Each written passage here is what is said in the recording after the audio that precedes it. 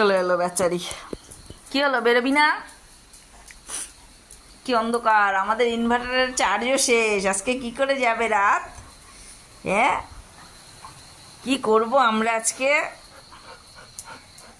আজকে কি করব? অন্ধকারেই বসে থাকতে হবে গো।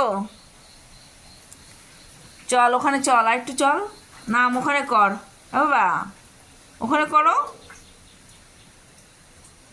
মিষ্টি,